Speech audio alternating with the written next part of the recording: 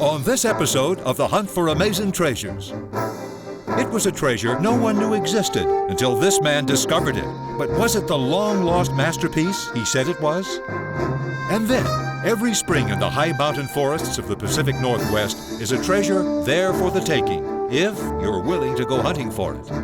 Were these watercolors part of the richest and most detailed description of Civil War soldier life ever written? And did this 12-year-old boy make a treasure discovery in his own school library? All coming up next on The Hunt for Amazing Treasures.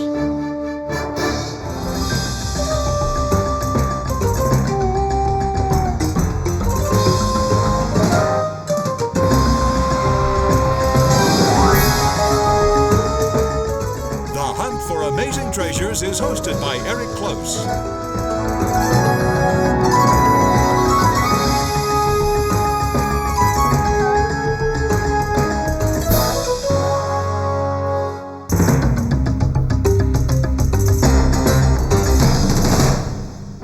There's a distinctive breed of treasure hunter who spend entire careers hunting for hidden treasures, constantly on the lookout for that undiscovered masterpiece. We're going to Sotheby's in London to an auction of old master paintings that made news the world over, with the sale of a treasure no one knew existed, until George Gordon discovered it. He's a senior specialist in Sotheby's Old Masters department.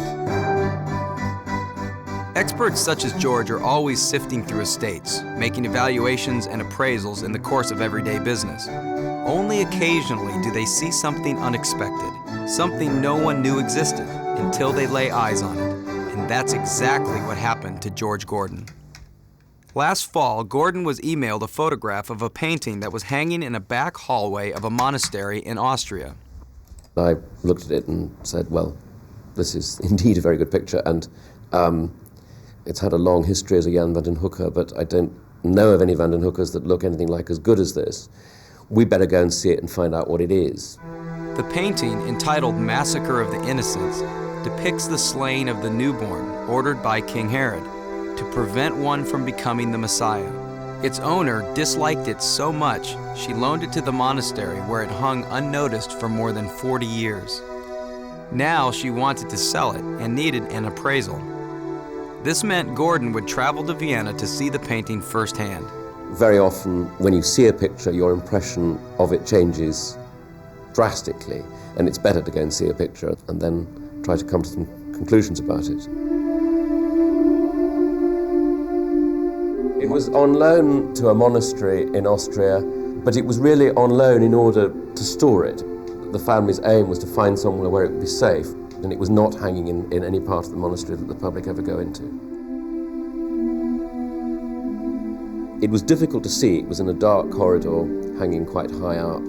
And also because many pictures are very dirty and have thick layers of discolored varnish. But he could see enough to come to an opinion. In the winter twilight, it was clear that it was indeed a very good picture. And he realized something else. This might just be a painting by someone other than Jan van den Hoeker. I was struck when I saw the picture by its great quality. So I had an idea that I was looking at a picture that was more closely associated with Ruben's early style than Jan van den Hoeker, but no, I had not excluded the likelihood that it could be by a good pupil, and after all, Rubens had very good pupils in his early period. Peter Paul Rubens is ranked amongst the greatest artists who ever lived. The early 17th century Flemish painter worked from his studio in Antwerp with his apprentices, many of whom became painters in their own right, including Jan van den Hoeker. Was it possible then this was a painting by the master himself? But the work of Rubens had been extensively cataloged both during the painter's lifetime and after. No such painting existed, or did it? I will say that on the occasions in which we have to be art sleuths, we have to do it well, and if we don't do it well, we're not doing a good job. George Gordon now had the task of proving it was what he thought it was. I've been in this game for a long, long time, and I know that attributions made in haste are always regretted, and that you don't know what it is you're looking at until you've really done the work. As Gordon tracked the painting's history, he discovered an important clue. a 17th century inventory which might have incorrectly identified the painter. So we recommended to the owner that the picture be shipped here for us to research so we could find out what it really was. What would show you on this picture that jumped out at you as this is a great quality picture? Well, the first thing to say is that this picture is in extremely good condition. That means it's very easy to read, and you can see the quality and you can read the brush strokes, and you can see how it's painted. It doesn't look that much different to how it would have looked shortly after it was painted. Look at these lumps of, I mean, it's very gory, these lumps of dried blood. These are really sticking out of the painted surface in relief. You practically never see that on a painting, certainly of this size and of this date. You'll find there are little bits of paint which flew off his brush when he was painting it, because this picture is painted incredibly rapidly and forcefully and energetically. And the other thing that ties this picture very closely in with Ruben's is the way he uses this deep red to outline the limbs. You see it here, very much, running down that arm. You see it here, you see it here, you see it here. It's a deep red. This is the meat of the hunt for a specialist like Gordon. Using his knowledge gained through years and years of studying the old masters, he was reasonably certain the painting was a Rubens. But there was also a technical examination to be done. The painting was brought here to the Sotheby's London office, where it was placed in a climate-controlled viewing room, and where technical analyst Nicholas Eastaugh began his investigation. Nicholas, what is the process that you're performing here, and also what is the importance of it in regards to this painting? This is known as infrared reflectography. It's a technique that we use to effectively look through the paint to what's beneath it. So what looks opaque to us in ordinary light is transparent to infrared, and so with this camera, which is looking in the infrared, can see through them. We're seeing features of Ruben's technique that are very characteristic to him and the way he worked. So, for example, we can actually see in this image, there's a stripiness to the image, which is not something that we can actually see on the painting. Right. It's underneath, and it seems to be something he liked. It's something that he used very, very often. He would always use this stripy preparation to paint his pictures with. So that's a trait that would identify him? Absolutely, yes. Right at the end of the creative process, he would add in these areas in which he would mix in a black pigment, which is something that we can pick up very easily with the infrared system.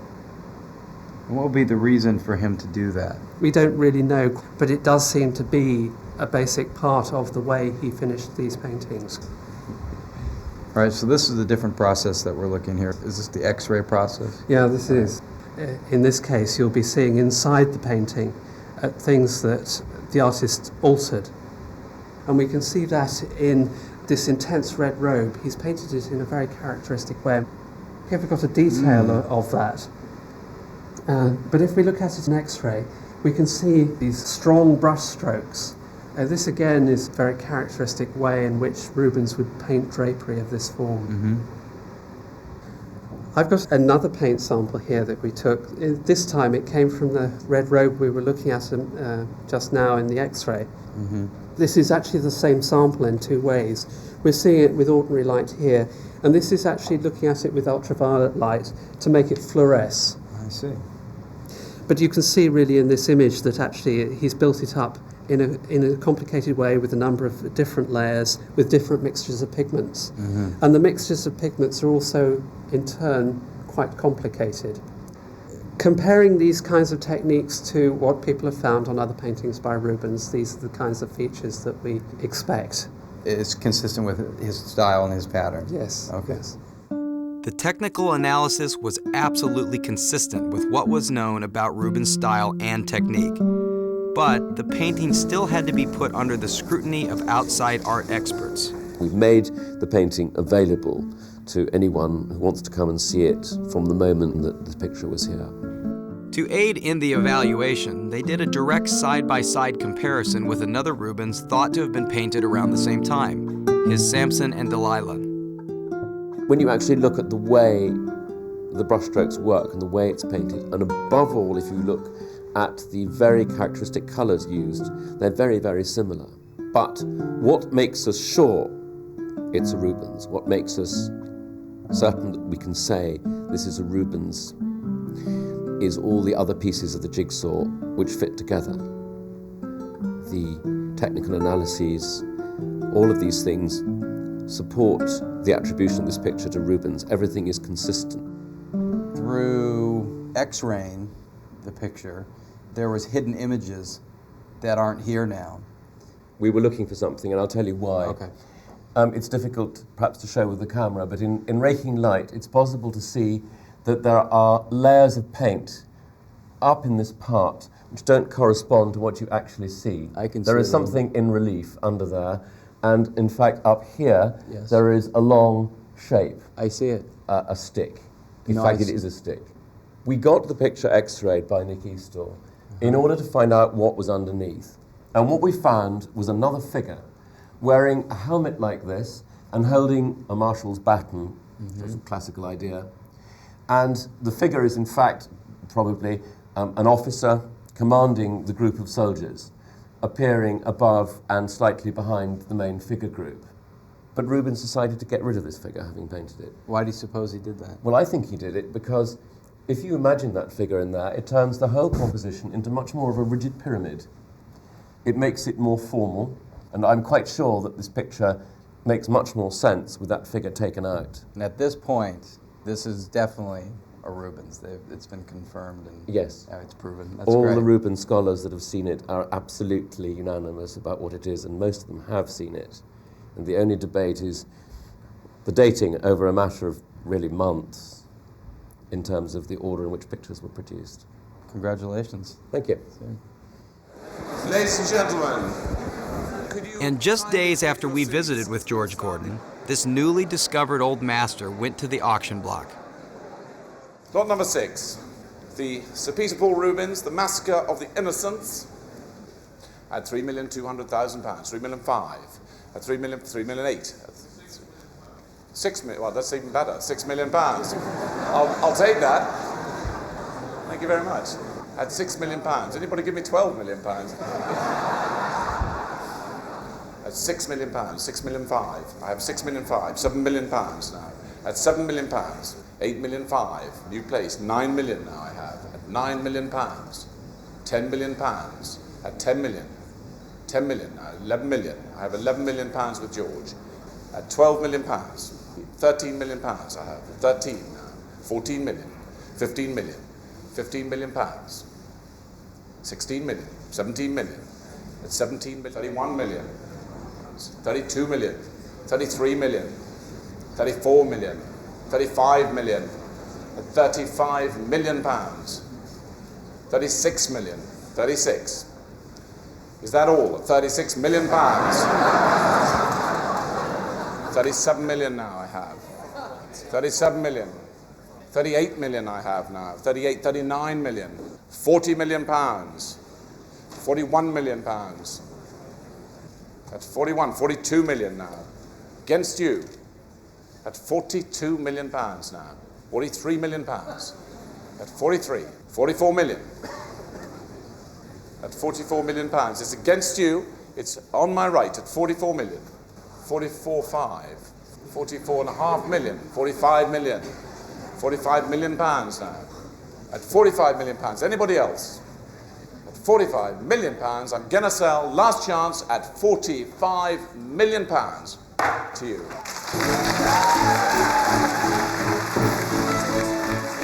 The Massacre of the Innocents by Peter Paul Rubens was purchased by Canadian media baron David Thompson for $76,730,700, including Sotheby's commission, which is paid by the buyer. The price paid for this painting was the highest ever for an old master, and in today's dollar, the highest price paid for any painting ever. It made news the world over. In my 28 years in the art world, I believe that this is the greatest old master picture that's come on the market, without any shadow of doubt. That I think it is an extraordinary picture. We owe it to this man, This is George the man who Gordon, my found- colleague, who was the first person to recognise the picture for what it was. I'm going to miss it because we've had it in our department for nearly 6 months, and I've seen it practically every day, and I'm going to miss it a lot, and we all will. I've never come across a picture of anything like this importance, but we are, all of us, making discoveries all the time. This job is such fun that it's almost addictive. I would find it very difficult to stop doing this. Coming up on the hunt for amazing treasures. Are these people lost, or are they looking for treasure hidden away in this burnt-out forest?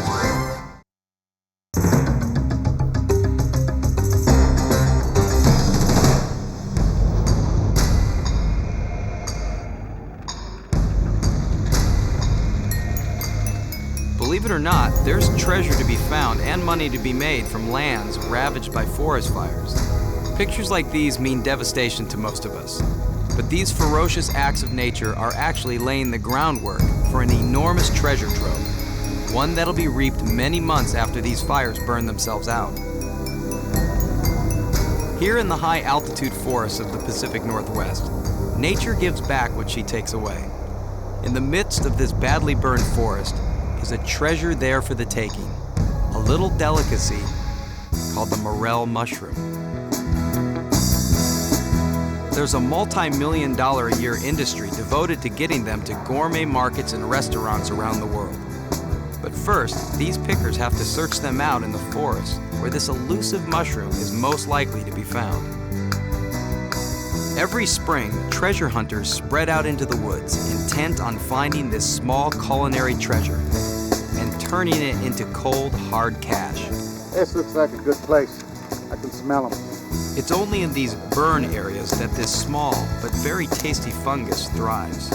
Half or more of the trees usually survive a fire, and it's those trees that are important in terms of producing morels and other mushrooms that we find in the burn.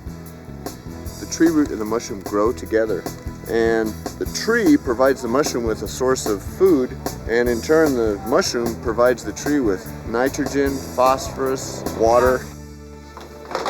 Just fill out the top information and then sign the bottom once you're done. Here in Glacier National Park in Montana, pickers must first get a permit from the Forestry Service, which can cost anywhere from $20 to $100. And because this is a treasure hunt that is open to pickers from both near and far, the information packets are written in over a dozen different languages. And you need to keep those on your body when you're picking. Thank you. You're welcome. Some of these pickers can earn into the tens of thousands of dollars during the short season, which usually runs from late spring to early summer. It's hard work, but once you get the hang of it, you make a lot of money off of it if the timing's right. Getting the hang of it is not always so easy. Finding a good spot means figuring out where the best picking might be. You can just go right up these roads here and right about into that area, walk a little bit. Then spending hours hunting through the forest and having a bit of luck thrown in too. Because spotting the small brown mushroom on the ground in the midst of all this turns out not to be so easy. Could they be here? Or here? Or maybe here? Hey guys, there's some big ones over here. Nice.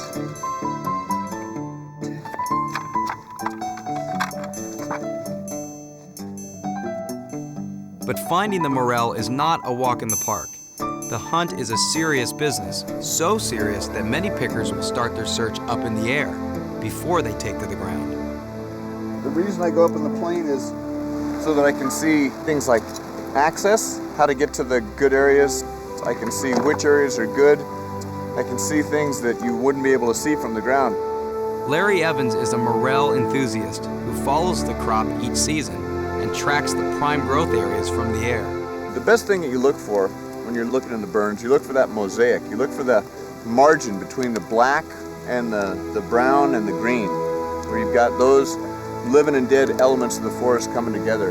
And if you look out at the landscape of a fire, you'll see that's probably about 40% of the fire is like that. Hot diggity, about ready to eat. This seems like a lot of effort for a tiny and not so well-known mushroom. But listen to what a New York City chef has to say. Well, morels are unique in that they're wonderfully smoky and earthy, and the flavor is unlike any other mushroom that I know of. This is not only my favorite mushroom, but one of my favorite foods. Being that they're seasonal, I look forward every spring to my purveyor calling me and saying, Mark, the morels are here. And even though they are pretty expensive right at the beginning of the season, I try to get them the day they come out. I'm going to take the salmon out now. People are willing to pay for them because they know how good they are, so they're willing to pay for it. In fact, the morels can double the cost of this salmon fillet he's preparing. Which brings us back to the treasure hunting aspect of all of this. These mushrooms are expensive because there's only one way to get them. Searching them out in these remote forests and picking them by hand. They can't be produced any other way. And the payoff can be huge, considering this is a treasure that's there for the taking. I've seen it years where there's been $300 a pound, $1,000 for a basket that size. This season, with a large number of burn areas and a bumper crop of morels, prices at your local market will vary between $30 and $50 per pound. Here, at one of the many base camps, buying stations are where mushrooms are transformed into that ultimate treasure, cash. Late in the afternoon, the pickers start bringing them in. On a worse day, a guy would make at least 30 bucks. A lot of hard work for $30, but on a good day, a good picker could make several hundred. The lure of the buyer's cash has pickers living in campsites for weeks at a time. Some will follow the harvest north all the way into Canada, working until the supply of morels is completely exhausted. And the buyers, with their refrigeration trucks and ready cash, will follow the pickers, shipping out the harvest as fast as it comes in. Some of them will buy just a small amount every day, let's say 50 or 100 kilos, and they'll ship directly to restaurants. A bigger company is going to buy on the speculation. On a burn like this, each buyer is going to have $5,000 to $10,000 a day, if the price is about average. The buyers sort the mushrooms and prepare them for shipment, fresh to restaurants and gourmet markets the world over, where mid-season prices can triple what the pickers were paid back in Montana. We order usually, depending on what special we have on the menu, the beginning and the middle of the season will be going through 30 to 40 pounds a week. But if you miss the season for fresh morels, there's always the dried version, processed right here at the campsite in large portable dryers, like this one. The dried morels, they came out of the dryer. We let them cool off, and then we put them in these bags and boxes. And liquid gold, dried gold. At $250 a pound, his description is not far off. I have such a need for them that I even do use the dried ones when they're not in season. And the dried ones are very good. They're even more intense and more smoky than the fresh ones, but the fresh ones are the best. And because it's such a short season, I just want to have them on my menu for the entire season. Fresh or dried, this is a hidden treasure for all seasons. One that's there for the taking and the tasting, whether you cook them over an open fire or in the kitchen of a gourmet restaurant. When I put them in a dish, it does bring up the food cost of a dish, and it does raise the price, so people are willing to pay for them because they really do like them, and we know how to prepare them, and they taste really good. Coming up on the hunt for amazing treasures. It was an incredible first-person account of the Civil War's most important battles. But how could this one man have possibly witnessed it all?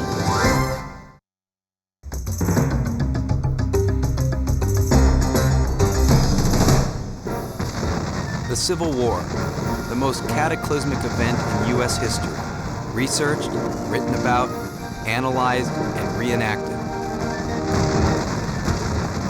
Was there any more we could still learn about it? Not much, thought Jim Kelly, an officer of the Virginia Historical Society in Richmond. But that was before several old and tattered scrapbooks offered to the society for sale were to take him on an incredible treasure hunt that led to one of the greatest Civil War collections ever discovered. And I began to open them, and I didn't have to go very far before I could tell that we had something pretty extraordinary here. These primitive watercolors were like nothing he had ever seen before. It struck me almost instantly once I realized the volume of the hundreds of these watercolors that existed, that this was going to be the most important discovery of Civil War art in many, many decades.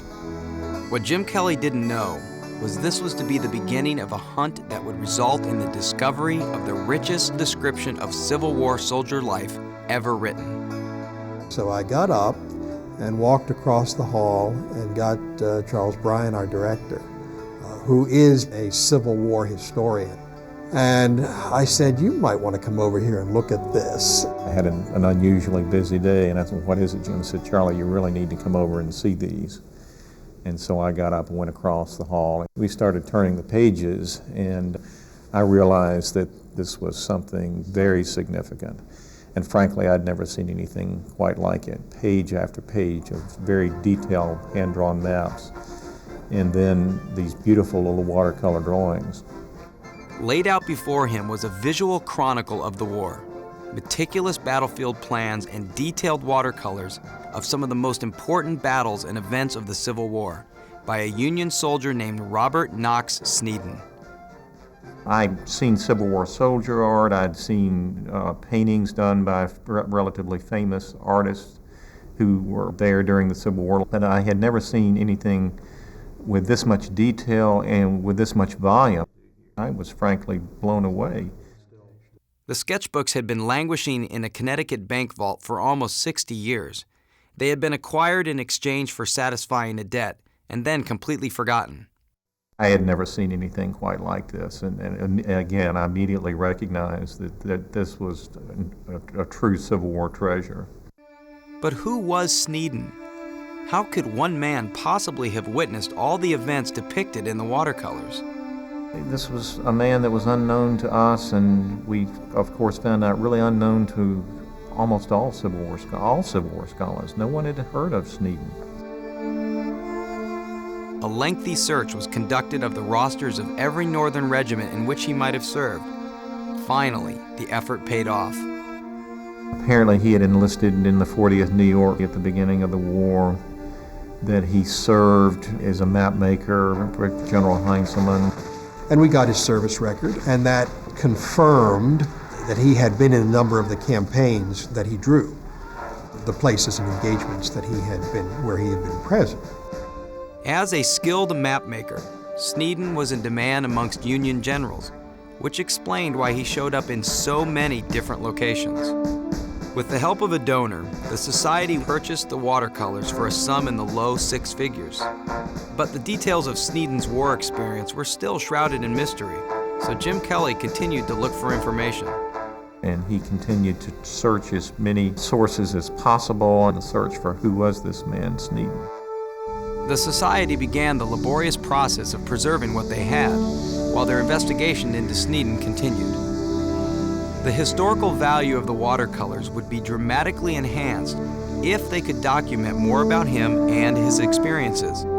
What they didn't know was that there was another amazing discovery awaiting them. Jim Kelly got a lead on a Hudson River village called Sneeden's Landing. He contacted the local historical society and asked if there was any connection with Robert K. Sneeden. He got a response several days later from a 96-year-old local historian. I said, do you know about Robert K. Sneeden? They said, oh, yes. And I said, do you want to know more about him? They said, oh, yes.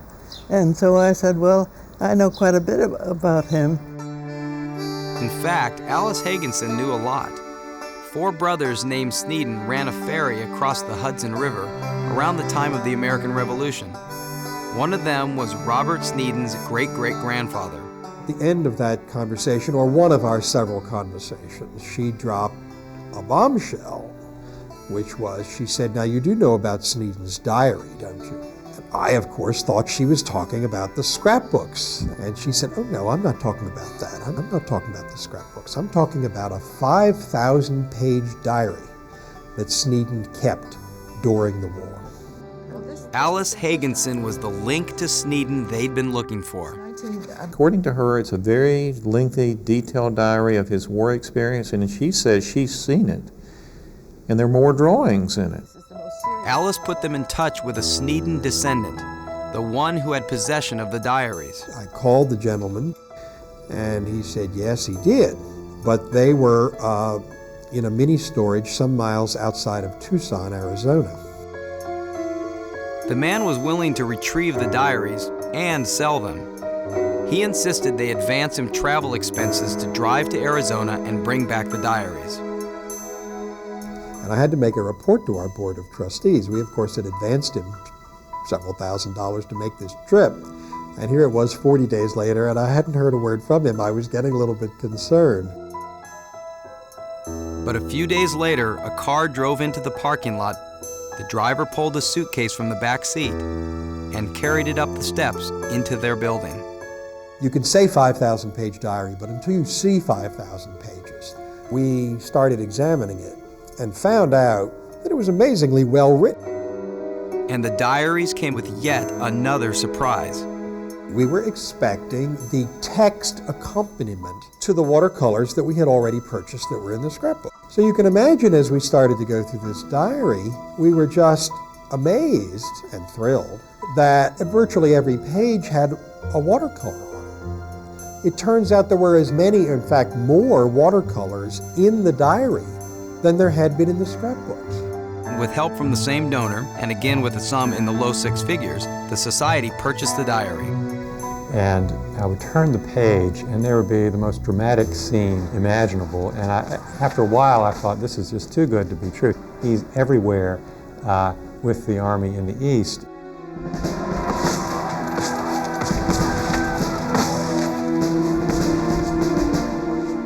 They were in Mosby country behind Union lines, and John Singleton Mosby, known as the Gray Ghost of the Confederacy, wreaked havoc on the Union Army behind the lines, disrupting telegraph wires, destroying trains, raiding wagon trains.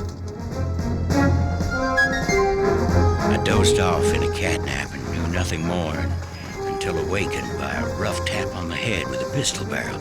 I was instantly awake. I was amazed to find a soldier kneeling beside me who cocked his pistol at once and, pressing the muzzle to my head, ordered me to be silent or he would blow a hole through me. He was in all these famous places, and when he was captured, he wasn't just captured by Mosby's men. He was captured by John Singleton Mosby himself, in person, personally pistol whipped, personally interrogated by Mosby. We thought, this thing should be published. Typically, academic books don't sell in large quantities. We subsidize publications. These are contributions to scholarship, contributions to history. But a friend of the Historical Society thought the diary could have wider appeal and put them in touch with a New York literary agent. Very quickly, this proposal began to create a stir. The publishing community in New York, and we had 3 or 4 editors fly down from New York City to see if this was this the real thing. I was really pretty stunned. I've read a lot of Civil War books, and I've edited quite a few, and I had read the most popular of the memoirs, but there had never been anything like this. There has never been a soldier's eye view written in such straight, simple prose with such rich detail of a man who then gets caught and survives.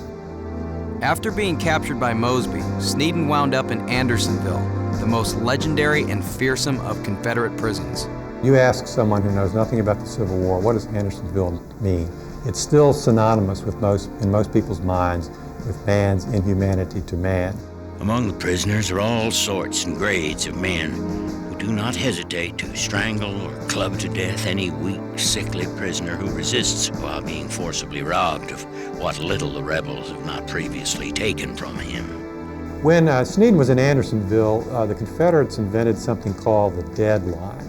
They didn't want Union prisoners to get up close to the stockade. They were afraid they might start digging tunnels or they might try to escape. They measured off from the foot of the stockade a line 20 feet wide all the way around. Short stakes were driven into the ground, forming a rail. This was the deadline which no prisoner could approach, or the guard on the top of the stockade would shoot him at once. The writing itself is just extraordinary. It's a story that combines the Iliad and the Odyssey in that He was involved in some intense fighting and some extraordinary campaigns in the peninsula. And then once he was captured, it becomes an Odyssey story that you really have to follow all the way through to get to the happy ending. There was so much interest in the book that in the end, an auction was held, something that is fairly rare even in New York publishing. 13 publishers bid on Eye of the Storm. So this was really heady stuff for us at the Historical Society. By the morning of the first day, it had already gotten more than $100,000, and then by late that afternoon, it was up to something like $200,000.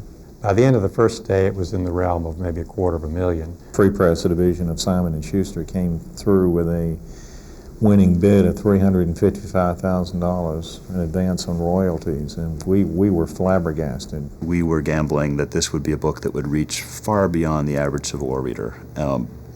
And it turned out to actually exceed our expectations.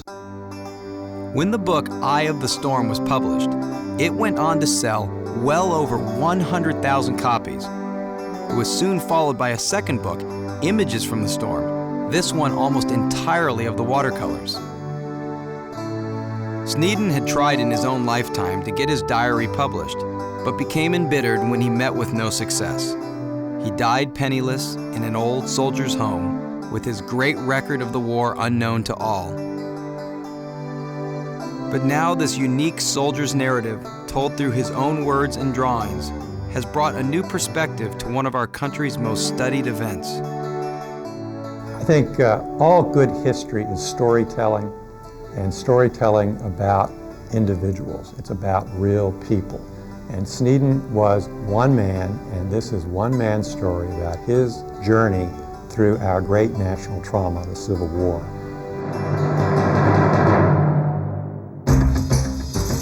Coming up on The Hunt for Amazing Treasures.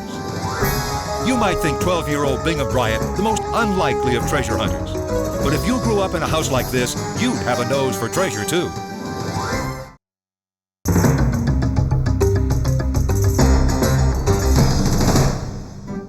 Christie's, New York City, one of the world's great auction houses, where the old masters meet the impressionists, and where dealers and collectors come from the world over to fight for possession of some of the great masterpieces put up for sale here every day. But not everyone is here to buy or sell, like 12-year-old Bingham Bryant, who is here just to look. But this painting he has come to see wouldn't be here if not for young Bingham's efforts. The painting is on exhibit here before it will be auctioned in London. But this is not the first time Bingham is seeing it. In fact, he knows this painting as well as any of the Christie's experts do. So much brighter. That's because Bingham is the one who discovered it. The Center School in Old Lyme, Connecticut is an unlikely place for finding treasure, and Bingham is the most unlikely of treasure hunters.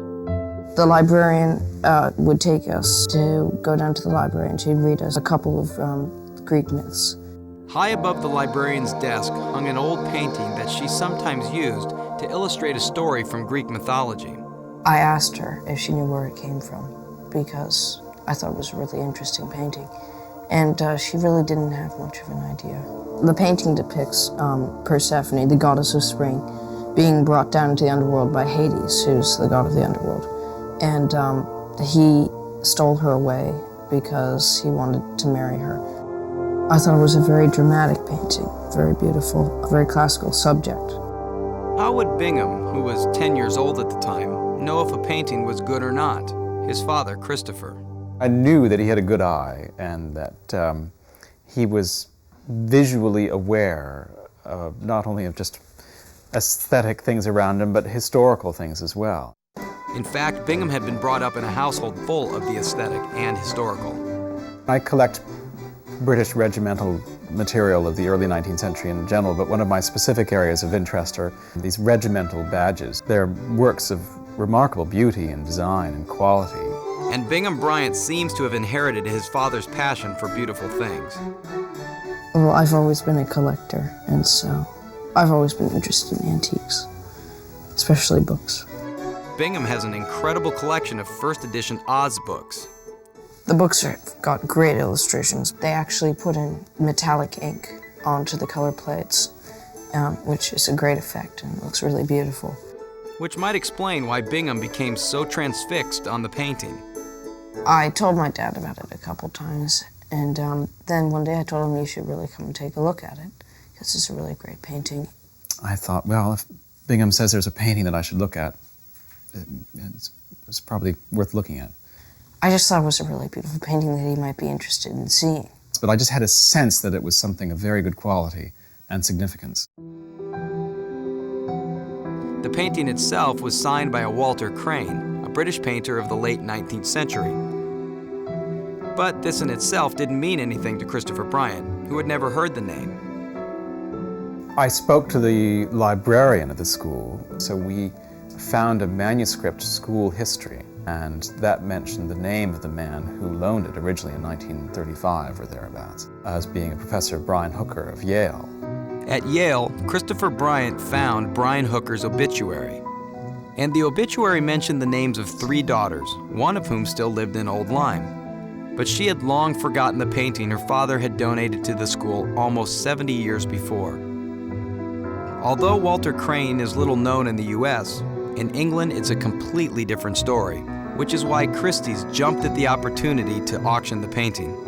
Certainly Walter Crane was perhaps one of the best known artists and designers of his time, and these were people who were at the forefront of the social life in England at the time. So they were feted by royalty, and all the great collectors would flock to see what they were doing. So they were hugely popular individuals. Walter Crane was not only a painter, but also a designer of wallpaper and fabrics, and a hugely successful illustrator of children's books. I know that Bingham is a keen collector of particularly first editions of Wizard of Oz, and this picture is, if anything, truly illustrative. And bearing in mind that Walter Crane also illustrated Grimm's fairy tales, then I think there could well have been that there may have been some appeal over and above an appeal to an adult, to a child in this picture. So that could be one of the reasons that Bingham spotted it as opposed to one of the teachers or the librarian. With Christie's publicizing the auction, interest in the painting and the boy who discovered it was beginning to intensify. Now, do you get any of the money that is going to be raised? I've been told that's confidential information, so... Back in Old Lyme, with the auction still several weeks away, Bingham continued to live the life of an ordinary 12-year-old.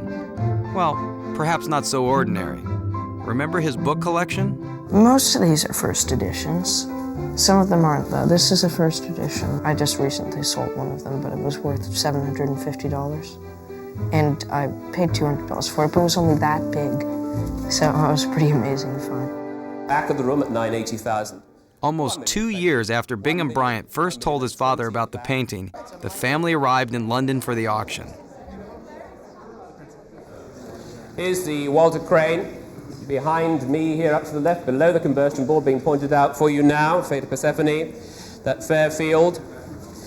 Start me off at £300,000 for this one, at £300,000. Any advance at £300,000, at £300,000. Going on at £300,000. 20 where at £300,000 and 20. At £320, £350 now, at £350,000. £380,000, £380,000. At £380,000, at £380,000, and fair warning at £380,000. Any more at £380,000? 380,000, 933, thank you. The Fate of Persephone by Walter Crane brings over $500,000, the highest price ever paid for one of the artist's paintings. I have, thank you. And you were at 959. And although the money arrangement is confidential, you can be sure part of the proceeds will be going into Bingham's college fund. Both Bingham and the painting are now gone from the little school in Old Lyme. But Bingham has had a taste of the big-time treasure find. I love walking through an antique store and seeing if I can find anything great. I love The Hitchhiker's Guide to the Galaxy by Douglas Adams, which is a satire, and I found a signed copy of that for $1, which was a great find because that's actually worth a lot of money. You can find some great stuff, but nobody really cares to find out what it is, kind of like the painting.